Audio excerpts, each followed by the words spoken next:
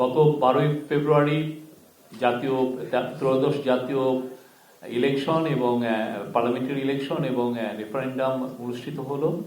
তো রেফারেন্ডামের উপর মূলত doctor Ali Riaz, chief adviser special assistant, উনি কথা বলবেন। আমি তাকে মাইক হ্যান্ড ওভার করছি। ধন্যবাদ শফিক। আমি একটি লিখিত বক্তব্য পাঠ করব, তারপরে আমরা কিছু প্রশ্ন নেওয়ার চেষ্টা করব। লিখিত বক্তব্যটা পরে আপনাদের কাছে সরবরাহ করার পরিকল্পনা আমাদের আছে। আশা করছি প্রিন্ট হয়ে আসবে এবং আমরা সেটা আপনাদের কাছে পৌঁছতে পারব। প্রিয় সাংবাদিক বন্ধুরা, আপনাদের সবাইকে স্বাগতম। জুলাই জাতীয় সনদের ভিত্তিতে অনুষ্ঠিত গণভোট 2026-এর জনসচেতনতামূলক প্রচার কার্যক্রমের সমন্বয়ের দায়িত্ব পালনের প্রেক্ষাপটে গণভোটের ফলাফল বিষয়ে আজকের এই ব্রিফিংয়ের আয়োজন করা হয়েছে। এতে আপনাদের উপস্থিতির জন্য আন্তরিক ধন্যবাদ।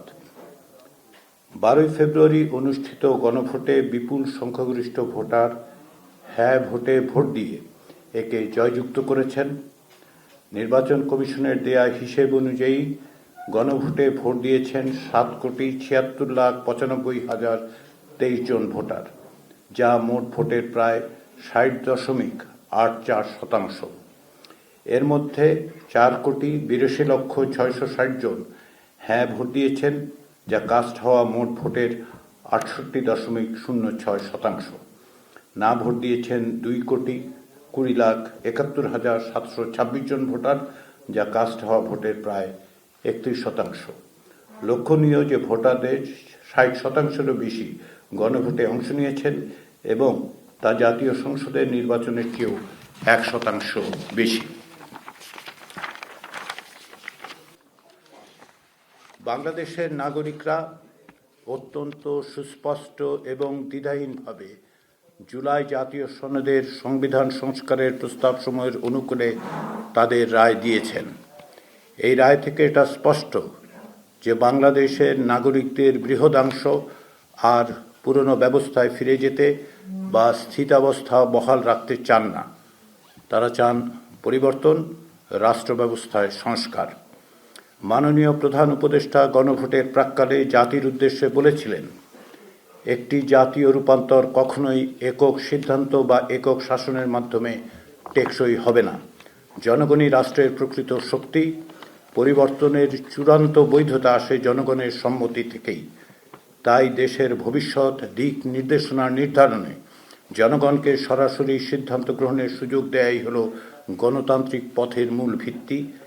এই লক্ষ্যেই আমরা গণভোটের আয়োজন করেছি, যাতে দেশের ভবিষ্যৎ সংস্কারের দিশা নির্ধারণে জনগণ সরাসরি নিজেদের মত প্রকাশ করতে পারেন। জনগণ তাঁর আহ্বানে সাড়া দিয়েছেন।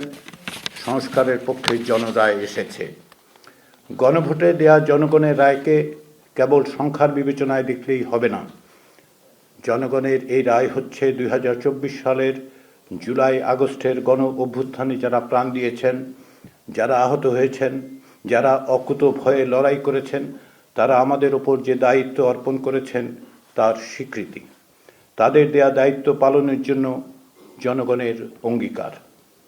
প্রায় 16 বছর ধরে যে বীরের রক্তস্রোত, মাতার অশ্রুধারা, নির্যাতিতের হাহাকার, তার যেন আর পুনরাবৃত্তি না ঘটে, সেই বিষয়ে প্রাতিষ্ঠানিক কাঠামো গঠনের জন আকাঙ্ক্ষার প্রকাশ।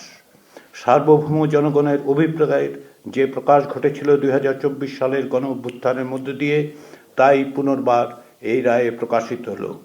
আমাদের এই বিষয়গুলো বিস্তৃত হবার সুযোগ নেই। গণভোটের প্রচার ও জনসচেতনতা তৈরির কাজে আমরা সমাজের বিভিন্ন স্তরের মানুষের কাছ থেকে যে সহযোগিতা ও সমর্থন পেয়েছি, তার জন্য আমরা আন্তরিকভাবে কৃতজ্ঞ। রাজনৈতিক দলসমূহ, প্রশাসনের কর্মকর্তা ও কর্মচারীবৃন্দ, জনসমাজ বা সিভিল সোসাইটির সদস্য ও গ্রামাঞ্চলের বেসরকারি উন্নয়ন সংস্থাগুলো প্রচারের কাজে ব্যাপকভাবে সাহায্য করেছেন।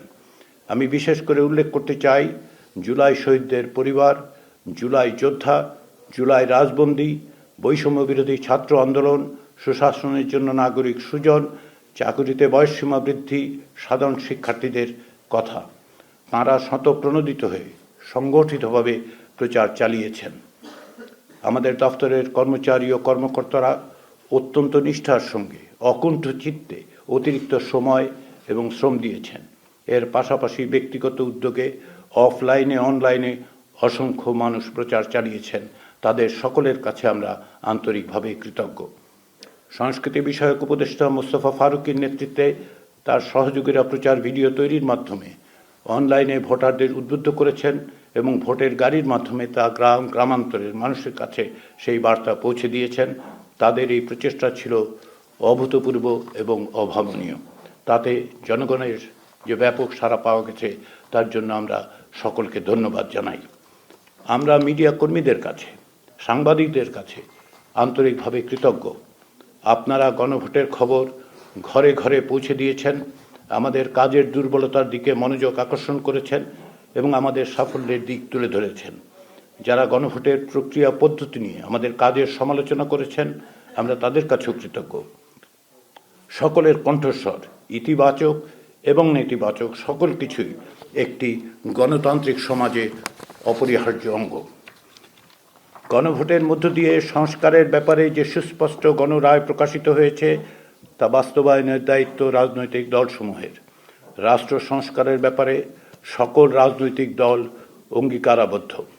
ক্ষমতাসীন দল এবং জাতীয় সংসদ ও সংবিধান সংস্কার পরিষদে প্রতিনিধিত্বকারী দলসমূহ এবং সংসদের বাইরেও যেসব রাজনৈতিক দল আছেন তাদের সকলের প্রতি আহ্বান হচ্ছে আলাপ আলোচনার মাধ্যমে ঐক্যবদ্ধভাবে এই গণরায় বাস্তবায়ন নিশ্চিত করতে হবে। জাতীয় ঐকমত্য কমিশনের আলোচনার সময় ভিন্ন মতের প্রতি যে শ্রদ্ধা ও সহনশীলতা রাজনৈতিক দলগুলো দেখিয়েছেন এবং আপোষ সমঝোতার যে ঐতিহ্য রচনা করেছেন তা অব্যাহত রেখে আপনাদের অর্থাৎ রাজনৈতিক দলগুলোর প্রণীত জনরায় সমর্থিত এই দলিল বাস্তবায়নের দায়িত্ব আপনাদের উপর অর্পিত হয়েছে। জনসমাজ বা সিভিল সোসাইটির প্রতি আহ্বান, তারা যেন এই প্রক্রিয়াকে এগিয়ে নিয়ে যাওয়ার কাজে সহযোগিতা করে। আমরা বিশেষভাবে তরুণদের প্রতি আহ্বান জানাই, ভবিষ্যতের বাংলাদেশ আপনাদের, সেই বাংলাদেশ গঠনের কাজে অগ্রণী হন। সেই সঙ্গে ত্রয়োদশ জাতীয় সংসদ নির্বাচনে বিজয়ী নূতন সংসদ সদস্যদের এবং সংশ্লিষ্ট রাজনৈতিক দলগুলোকে অভিনন্দন জানাই। এছাড়া দীর্ঘদিন পর একটি সত্যিকারের নির্বাচনে ব্যাপকভাবে অংশগ্রহণের মধ্য দিয়ে সকল ধরনের ষড়যন্ত্র ও সহিংসতার আশঙ্কাকে নস্যাৎ করে দেওয়ার জন্য নির্বাচন প্রক্রিয়ায় অংশগ্রহণকারী জনসাধারণকেও আন্তরিক অভিনন্দন। সবাইকে ধন্যবাদ। আমরা এখন কয়েকটি প্রশ্ন নেব এবং তারপর এই ব্রিফিংয়ের সমাপ্তি টানব। সবাইকে ধন্যবাদ।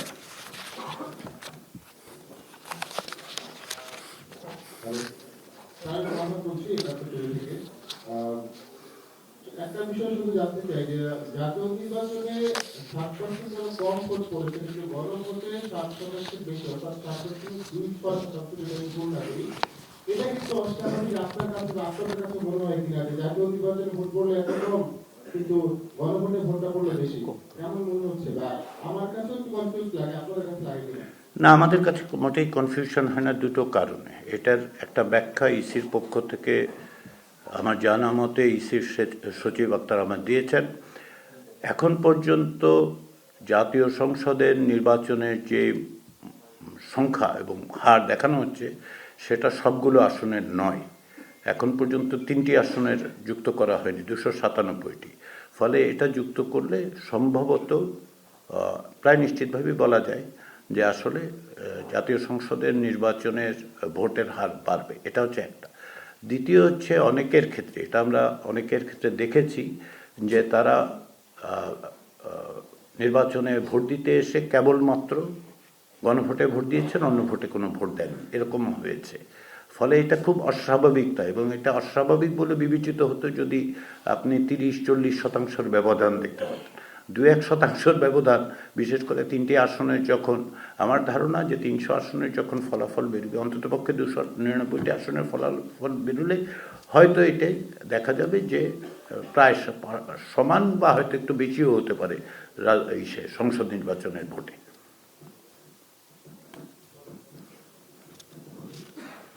স্যার, আমার আব্বাস, আমি বিডিসিতে কাজ করি। আমি একটা গণভোট নিয়ে আপনি বলেছেন, এর আগেও আমাদেরকে বলেছেন। তো গণভোটে যেহেতু হ্যাঁ জয়যুক্ত হয়েছে, আমরা জুলাই সনদের সবচেয়ে আলোচিত বিষয়গুলোর মধ্যে একটি হচ্ছে নোট অফ ডিসেন্টের বিষয়।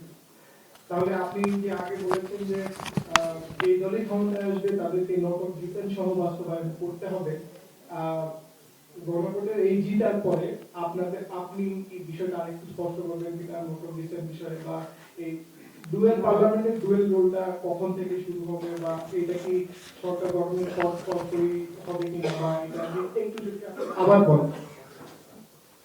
জুলাই জাতীয় সনদ বাস্তবায়ন সংবিধান সংস্কার আদেশ 2025-এ যেটা সুস্পষ্টভাবে বলা হয়েছে সেটা হচ্ছে এই যে জাতীয় সংসদের নির্বাচিত সদস্যদের দ্বারাই সংবিধান সংস্কার পরিষদ গঠিত হবে এবং জাতীয় সংসদের নির্বাচিত সদস্যরা দুটো শপথ গ্রহণ করবেন।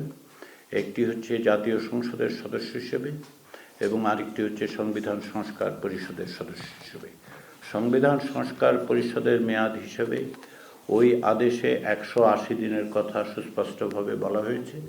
সেই বিবেচনার থেকেই তারা কাজ করবেন। আর নোট অফ ডিসেন্টের বিষয়গুলো এখন একটা জনরায় হয়েছে, যেটা সুস্পষ্টভাবে সুনির্দিষ্টভাবে তারা জনগণ বলছেন যেগুলি বাস্তবায়নের ক্ষেত্রে। তবে নোট অফ ডিসেন্টের বিষয়গুলো সহ অন্যান্য অনেক বিষয়ই আছে যেগুলো যারা নির্বাচিত হয়েছেন, সংখ্যাগরিষ্ঠ দল হিসেবে যারা নির্বাচিত হয়েছেন এবং যারা অন্যান্য সদস্য এবং দল আছেন, আমরা আশা করি যে তারা যে অঙ্গীকার করেছেন সেই অঙ্গীকারের ভিত্তিতে জুলাই জাতীয় সনদ বাস্তবায়নের আদেশের আলোকে তারা তাদের পদক্ষেপ গ্রহণ করবেন। এটা আমরা বিশ্বাস করতে চাই। আমরা আশা করি যে তারা একইভাবে যেহেতু এক জনরায়ের মধ্য দিয়ে তারা সংসদের সংখ্যাগরিষ্ঠতা এবং সদস্যপদ লাভ করছেন, সবগুলো দল যাদের প্রতিনিধি, তাদের এই দায়িত্ব আছে এবং তারা নিঃসন্দেহে জনরায়ের এই দুটো দিককেই বিবেচনায় নেবেন। এটাই আমাদের প্রত্যাশা।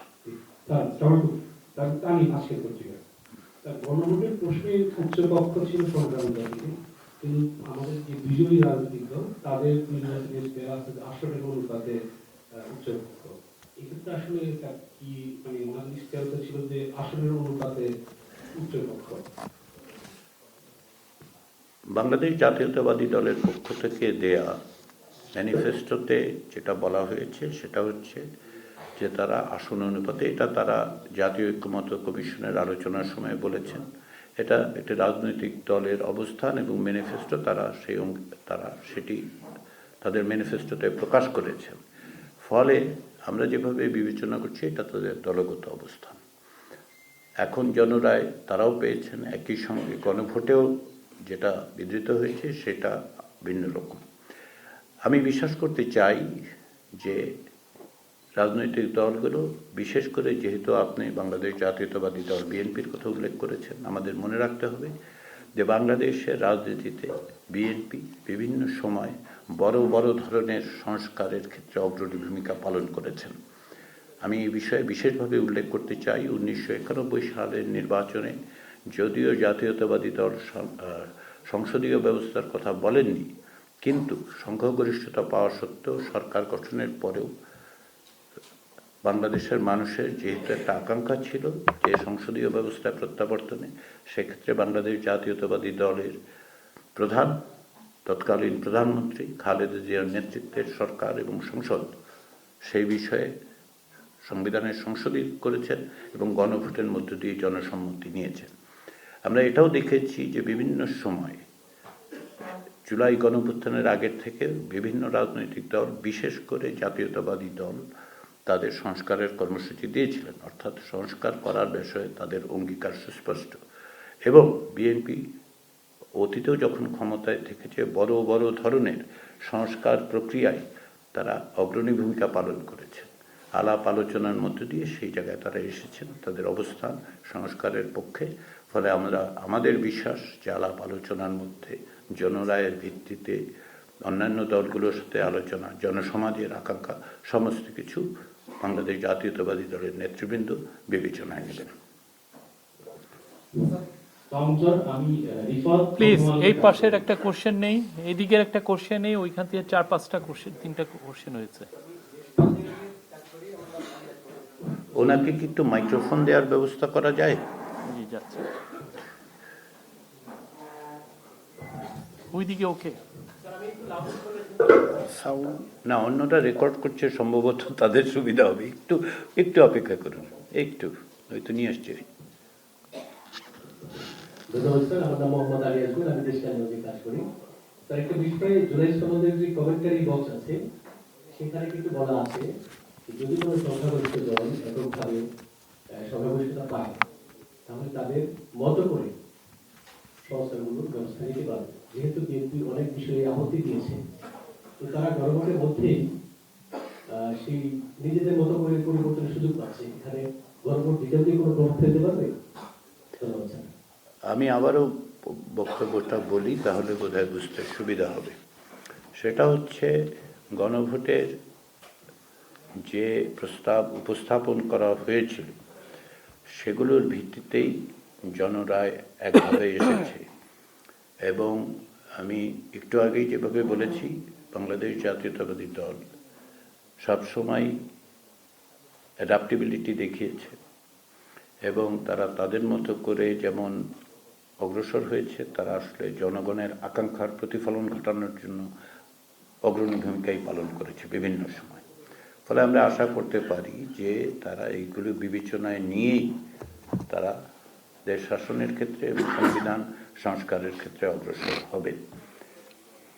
শুধুমাত্র আক্ষরিক অর্থে বিবেচনার চেয়ে আমার মনে হয় যে এটা বিবেচনা করা যথাযথ হবে যে রাজনৈতিক দল হিসেবে সব দলই তাদের প্রাজ্ঞতার প্রকাশ ঘটাবেন এবং জনগণের যে আকাঙ্ক্ষা, সেই আকাঙ্ক্ষার প্রতি যেহেতু তারা অঙ্গীকারাবদ্ধ, তারা দীর্ঘদিন ধরে সংগ্রাম করেছেন, নিপীড়িত হয়েছেন, তাদের যেই নিপীড়ন নির্যাতনের মুখেও তারা যে দৃঢ়তা দেখিয়েছেন, সব রাজনৈতিক দল, বড় দল হিসেবে বাংলাদেশ জাতীয়তাবাদী দলও নিঃসন্দেহে সেটা মোকাবিলা করেছেন।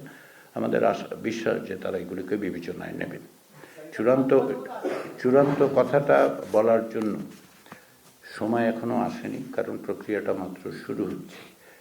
জাতীয় সংসদ এবং সংবিধান সংস্কার পরিষদ বসবে, আলাপ আলোচনা হবে, বিভিন্ন বিষয়ে ব্যাখ্যার প্রশ্ন উঠবে। সেগুলো রাজনৈতিক দলগুলোর মধ্য থেকেই এটার সমাধান নিঃসন্দেহ হবে। আমি আমার বক্তব্যে জাতীয় ঐক্যমত্য কমিশনের আলোচনায় সকল রাজনৈতিক দলের অংশগ্রহণের কথা উল্লেখ করেছি এই কারণে, এটা আপনাদের সামনেই ঘটেছে এবং আপনারা দেখেছেন যে প্রত্যেকটি রাজনৈতিক দল অত্যন্ত আন্তরিকতার সঙ্গে, নিষ্ঠার সঙ্গে, সময় দিয়ে এবং বিবেচনা করেই আসলে অংশগ্রহণ করে অগ্রসর হয়েছেন এবং প্রচুর সময় তারা দিয়েছেন, যেগুলো তাদের সাংগঠনিক কাজের থেকে বের করে এনে দিয়েছেন। ফলে আমরা আশা করি যে তাদের এই অঙ্গীকার, তাদের এই আন্তরিকতা, তাদের এই প্রচেষ্টা সংস্কারের অব্যাহত থাকবে।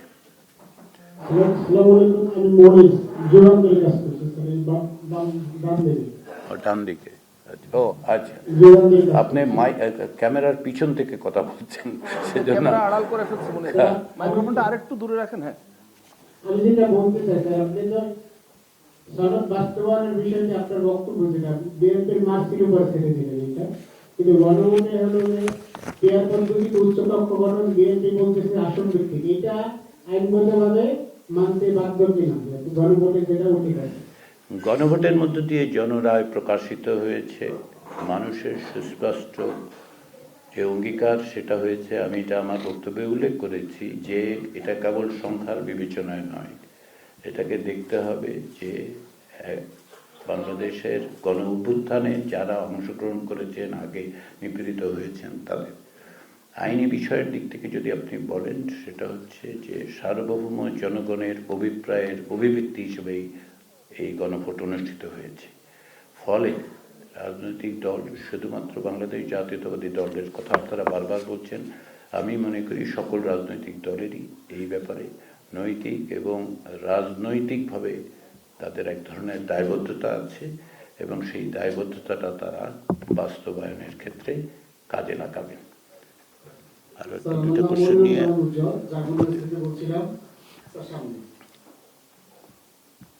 স্যার জাগো নিউজ থেকে মনিরুজ্জামান উজ্জ্বল বলছিলাম। ও আচ্ছা, বেশি কাছে। স্যার, আপনি বারবার আসার কথা বলছেন এবং রাজনৈতিক দলগুলো সঠিক সিদ্ধান্ত নেবে এমনটা ধরে নিয়ে যদি বলি, তাহলে আপনি এটার সাথে ওতপ্রোতভাবে জড়িত ছিলেন। সামনের দিনগুলোতে বাংলাদেশকে এগিয়ে নিতে হলে কোন গণভোটে কোন বিষয়টা প্রায়োরিটি দেওয়া উচিত? আর মনিরের সাথে আমি এটা একটু ক্লিয়ার করতে চাই যে সনদে স্বাক্ষর করেছে বিএনপি, কিন্তু তারাও তো মেজরিটি পেয়েছে। তারা যদি মনে করে যে মেজরিটি পিপল আমাদেরকে রায় দিয়েছে, আমরা আমাদের মতো করে কাজ করব, সেটা তারা পারবে কিনা? এক্ষেত্রে কোনো আইনগত বাধা রয়েছে কিনা?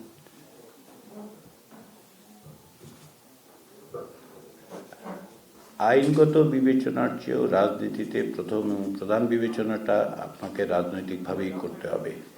গণতন্ত্রে উত্তরণের প্রক্রিয়াটা গণতান্ত্রিক, এটা কারো উপর ছেড়ে দেওয়ার বিষয় না। আমরা সকলকে স্মরণ করিয়ে দিচ্ছি, এটা জনরায় হয়েছে এবং আবার রাজনৈতিক দলের প্রতিও জনগণের সমর্থন দেখা গেছে। ফলে এর মধ্যে একটি সমন্বয় করতে হবে এবং সমন্বয়ের দায়িত্বটা রাজনীতিবিদদের। এটা কারো, আপনি বলছেন কারো মার্সির উপর ছেড়ে দেওয়া, এটা মার্সির উপর ছেড়ে দেওয়া নয়। এইটা তো এই রাজনৈতিক প্রক্রিয়ায় তো সকল দল অংশগ্রহণ করেছে, তাদের তো একটা দায়িত্ব আছে। এবং কেবলমাত্র লিখিত আইনের বিবেচনার চেয়েও রাজনৈতিক বিষয়গুলোকে আমরা সেভাবেই বিবেচনা করবেন বলে আশা করি। আমাদের দিক থেকে, অর্থাৎ যেহেতু এই প্রক্রিয়াটার সাথে আমরা বিশেষ করে আমি আমার ব্যক্তিগত সংযুক্তির থেকে বলতে পারি যে পার্থক্য এবং সংঘাতগুলো দেখার চেয়ে বরং আসুন আমরা দেখি। উত্তরণের প্রক্রিয়াটা খুব সহজ হয় না, পৃথিবীতে কোথাও হয়নি। গণতান্ত্রিক উত্তরণের পথ অত্যন্ত কঠিন হয়, কিন্তু আন্তরিকতা থাকলে, কমিটমেন্ট থাকলে সেই বাধাবিঘ্ন উতরে যাওয়া দুরূহ নয়। এবং সেই চেষ্টাটা রাজনৈতিক দলগুলোর মধ্যে আছে।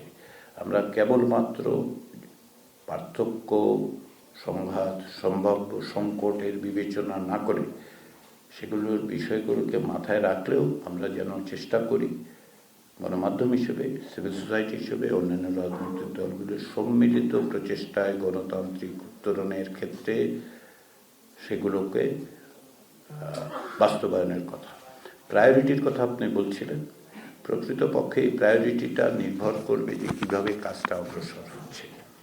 এটা বিশেষ কোনো প্রায়োরিটি, একদিক থেকে একটা প্রায়োরিটি হচ্ছে যে উচ্চকক্ষ গঠনের বিষয়টা যেহেতু সুনির্দিষ্টভাবে আদেশে আছে, সেহেতু এটা করতে হবে, কিন্তু 6 মাসের মধ্যে করতে হবে। ফলে ওই 6 মাস ওই অর্থে আবার পুরোটার জন্য 180 দিনই বরাদ্দ আছে।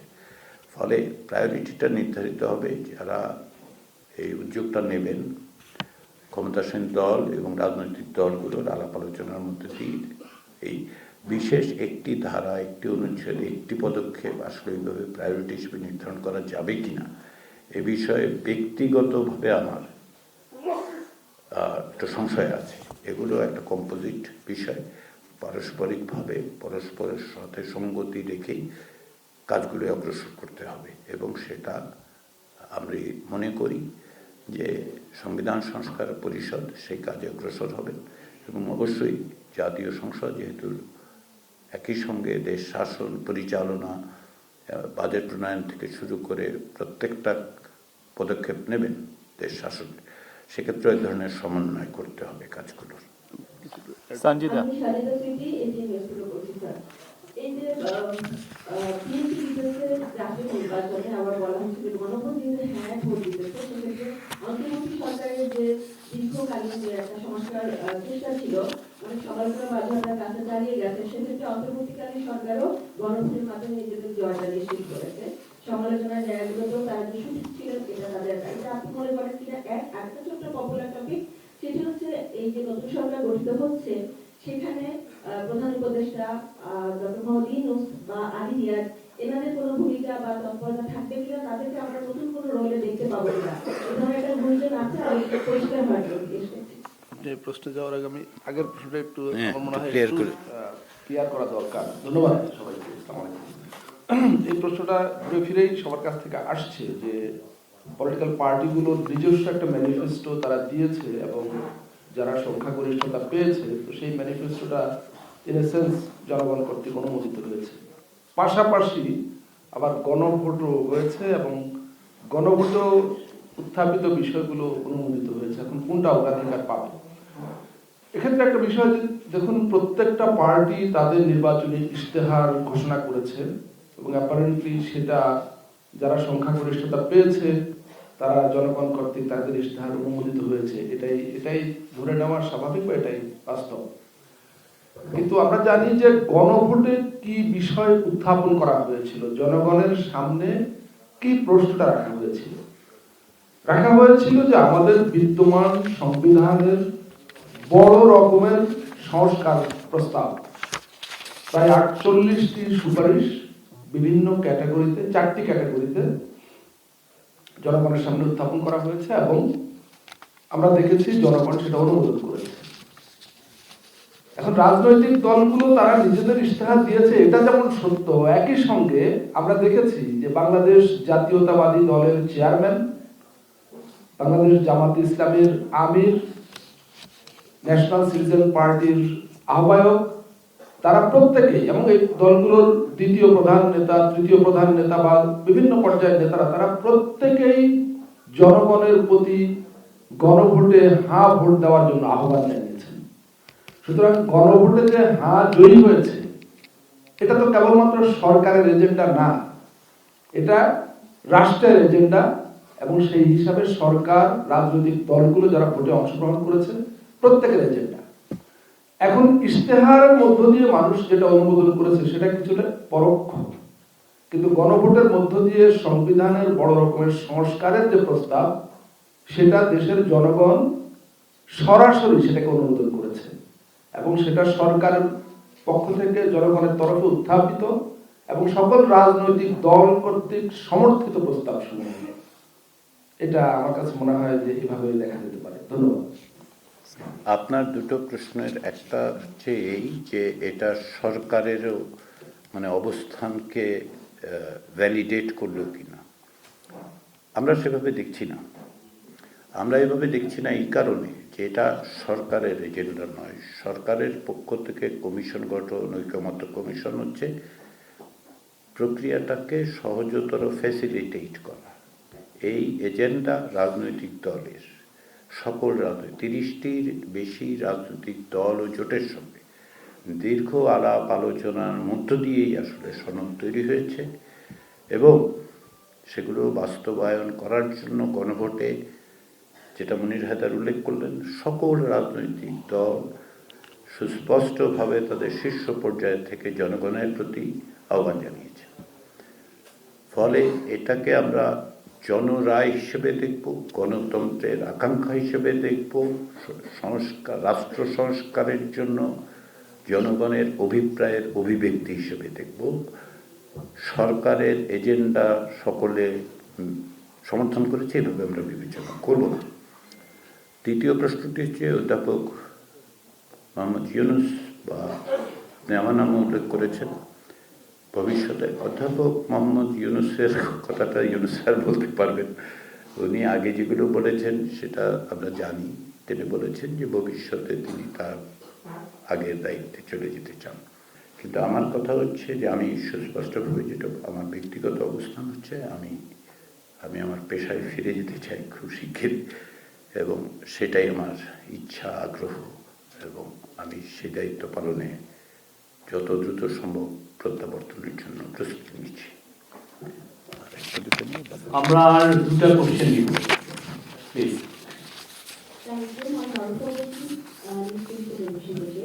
আমার কিন্তু ঐক্যমত্য কমিশন দীর্ঘদিন সবগুলো রাজনৈতিক দলের সঙ্গে বসে যে জুলাই সনদটি তৈরি করেছে সেটি হ্যাঁ ভোটে জিতে গেছে। এরপরেও কি এই কমিশনের আর কোনো কার্যক্রম থাকবে কিনা এই জুলাই সনদ বাস্তবায়নের ক্ষেত্রে? মানে ভবিষ্যতে এই যে ঐক্যমত কমিশনে যারা নিয়োগটা বা যে ঐক্যটা, তাদের আর কি কোনো ভূমিকা থাকছে নাকি এখানেই শেষ? জাতীয় ঐকমত্য কমিশন গত বছর 30শে অক্টোবর তার দায়িত্ব পালন শেষে তার মেয়াদ শেষ হয়েছে। ফলে জাতীয় ঐকমত্য কমিশন আসলে এখন আর নেই। আর তারপরেও আমি আপনাদের সামনে আজকে উপস্থিত হয়েছি এই কারণে যে মাননীয় প্রধান উপদেষ্টার বিশেষ সহকারী হিসেবে আমাকে এই দায়িত্ব অর্পণ করা হয়েছিল যে গণভোটের সচেতনতামূলক যে প্রচার কার্যক্রম তার মুখ্য সমন্বয়ক হিসেবে আজকে আপনাদের সামনে আমি সেই কারণেই কেবলমাত্র গণভোট বিষয়ক প্রশ্নগুলো এবং এই সুযোগে সকলকে ধন্যবাদ জানানো, কৃতজ্ঞতা প্রকাশ, বিশেষ করে বাংলাদেশের জনগণের প্রতি যে রায় তারা দিয়েছেন সেই রায় অনেক কষ্টে অর্জিত রায়, তাদের সেই রায় যেন তাদের কাছ থেকে যে রায় পাওয়া গেছে সেটাকে আমরা কৃতজ্ঞতার সাথে ধন্যবাদের সাথে আমরা আপনাদের সামনে সেই স্বীকৃতিটা সেই কথাটাই বলতে এসেছি আর কি। আরেকটা নাম David David Yes, David Burton, freelance journalist. First of all, I hope you don't mind me speaking English. Secondly, congratulations on the referendum result. I have two quick questions. First of all, the Consensus Commission, the work of the Consensus Commission and the preparation of the July Charter was criticised by some quarters for not involving women and also for not consulting with civil society. I wonder in hindsight whether or not you would have done things differently and how do you respond to those criticisms. The second question is the referendum question referred to 4 categories of July Charter reforms. The first 2 are pretty clear what they refer to. The third and fourth, I wondered whether you could tell us exactly which July Charter reforms they refer to, because it doesn't appear to be completely clear. Thanks very much. Thank you for asking those questions. I have heard those things so many times that it would be just a repeat of what I have been saying for last months. I wish you had listened to it. It would have been helpful. But nevertheless, since you have raised it, the idea that this Consensus Commission has not consulted the civil society seems to me very inaccurate.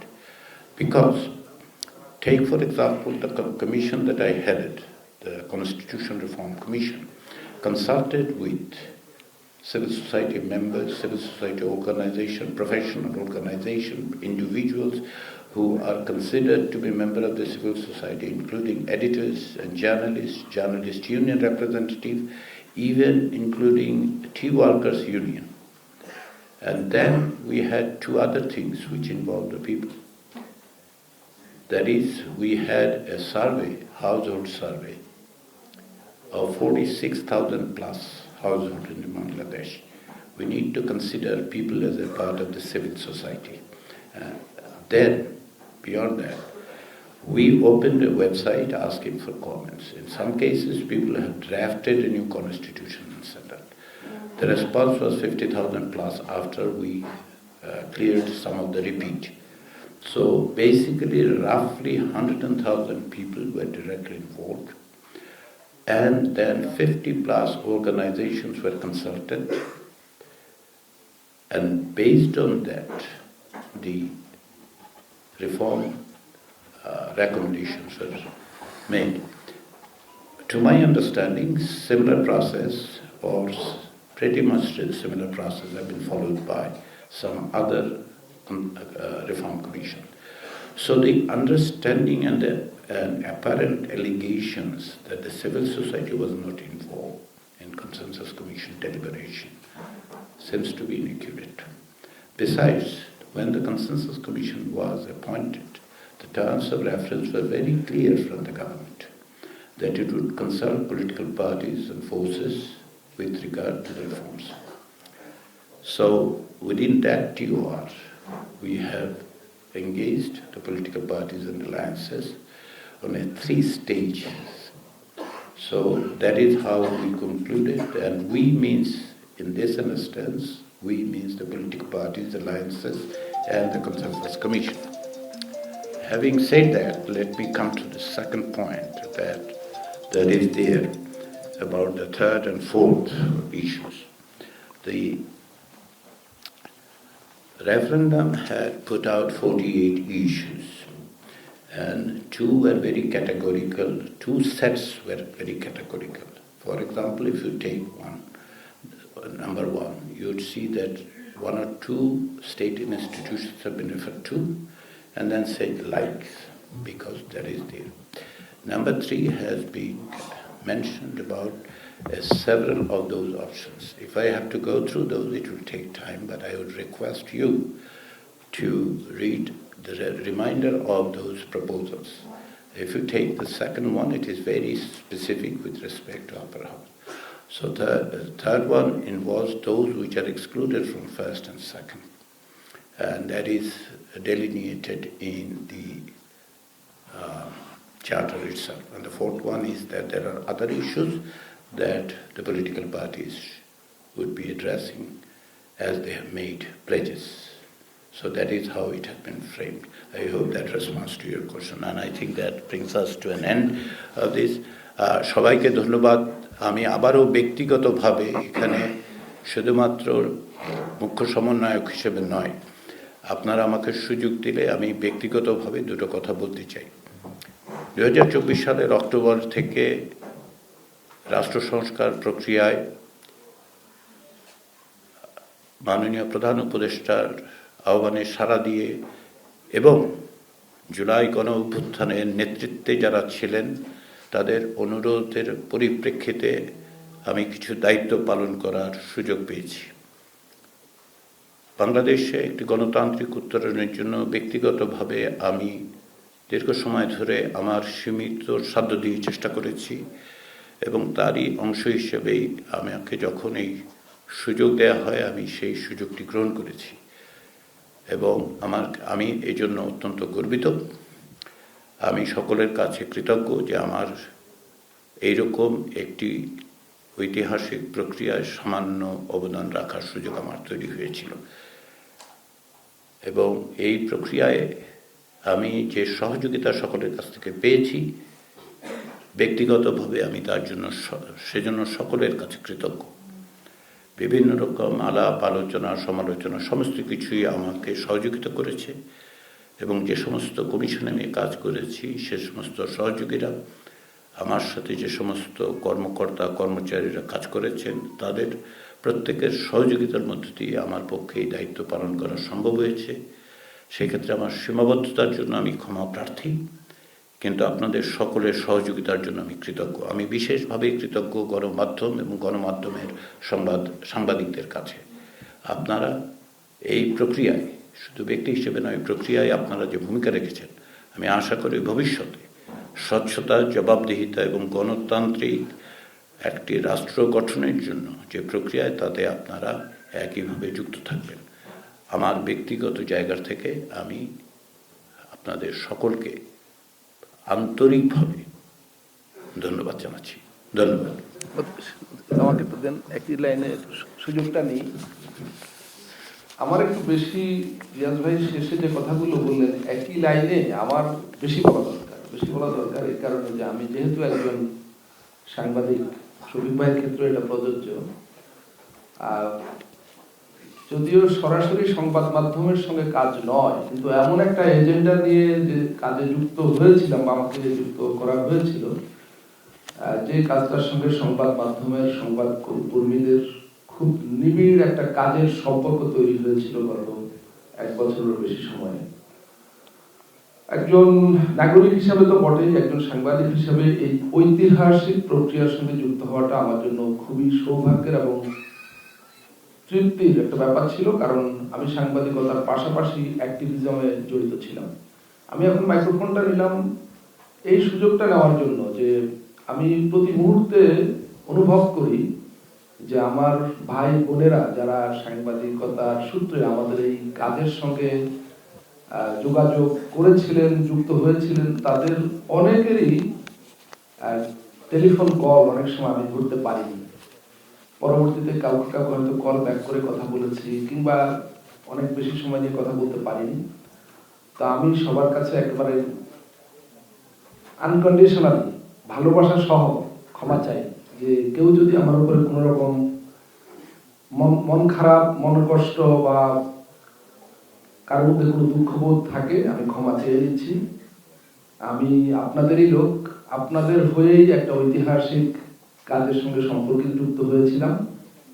আবার আপনাদের কাছেই ফিরে আসছি। রবীন্দ্রনাথকে উদ্ধৃত করে যদি বলি, মোর নাম এই বলে খ্যাত হোক, আমি তোমাদেরই লোক, আর কিছু নয়, এই আমার শেষ পরিচয়। সবাই অনেক ধন্যবাদ।